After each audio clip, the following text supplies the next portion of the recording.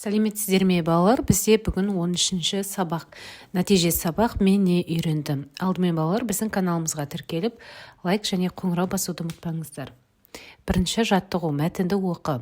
Көне түркі тілінде чаран сөзі арынды, тасқынды, екпінді, қарқынды өзен дегенді білдіреді. Атау қойылған заманда бұл өзеннің ағысы қазіргідей баяу емес, тасқынды қатты да арынды болған. Қазіргі уақытта өзеннің бұрынғы арнасы тік жарларға айналған. Оның әдемілігі Америкадағы шатқалдан да асып түседі дейді, иә? Енді балалар сұрақтарға жауап береміз. Мәтінде қай өзен мен шатқал туралы айтылған дейді. Яғни бұл жерде көне түркі тілінде чаран деген сөз, яғни қазіргі бұл шарын шатқалы. Ол қайда орналасқан? Ол Алматы облысында орналасқан. Енді келесі тапсырма қарамен жазылған сөздердің ішінен айтылуы мен жазылуында өзгешелігі барларын тауып кестеге орналастыр дейді. Міне жазылуын және айтылуын жазып шығамыз, иә? Қараңыздар. Түркі деген сөз түркі болып естіледі. Сөзі деп жазылады, сөзі болып айтылады. Қазіргідей болып жазылады, қазіргідей болып оқылады. Қазір болып жазылады, қазір болып оқылады. Бұрынғы деп жазылады, бірақ бұрынғы деп оқылады. Тік жарларға деген кезде біз тік жарларға деп оқимыз, иә? К дыбысы г-ге айналып оқылады. Келесі тапсырма бізде екінші жаттығу. Қараңыздар, көп нүктенің орнына тиісті қосымшаны қойып көшіріп жаз дейді. Қазақстан біздің сүйікті атамекеніміз. 1991 жылғы желтоқсанның 16-сы ел тарихындағы ұлы күн. Сол күні Қазақстан өзінің тәуелсіздігін жариялады. Қазақ халқы ғасырлар бойы аңсаған арманына жетті. Еліміз егемен мемлекет болды. Келесі жаттығу.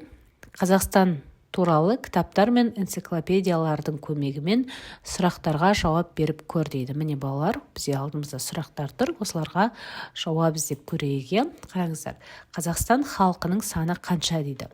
2023 жылдың 1 маусымындағы санақ бойынша ел халқының саны 19.766.807 адам болды дейді.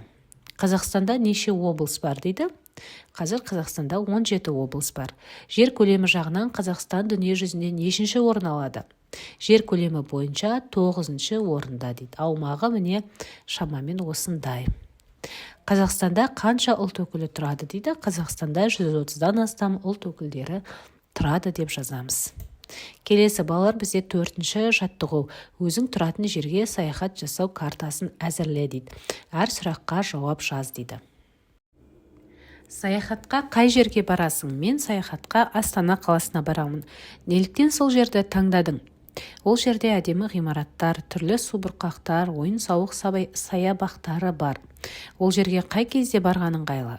Ол жерге жаз айларында барған ыңғайлы, себебі қыс ол аймақта өте суық болады. Саяхат несімен есте қалды? Саяхат барысында ойын-сауық саябақтарынан билейтін субұрқақтарға барамыз. Әдемі демалысымыз сонысымен есте қалады деп жазамыз. Балалар, келесі тапсырма. Сыныпта ана тілімізді құрметтеуді насихаттайтын апталық өткізу керек. Оны қалай жоспарлауға болады? Сен қандай шаралар ұйымдастырар едің дейді. Біз мынандай 2 шараны жаздық шамамен. Ары қарай өздеріңіз жазып көріңіздер, иә? Мысалы, ана тіліңді дамыту үшін не істер едің деген тақырыпта шығарма жаздырар едім. Қазақ халқының ақындарының өлеңдерін жаттатып жарыстырар едім дейміз. Тағы қандай іс-шаралар ұйымдастыруға болады, соны ойластырып көріңіздер. Келесі сабақта кездескенше сау болыңыздар.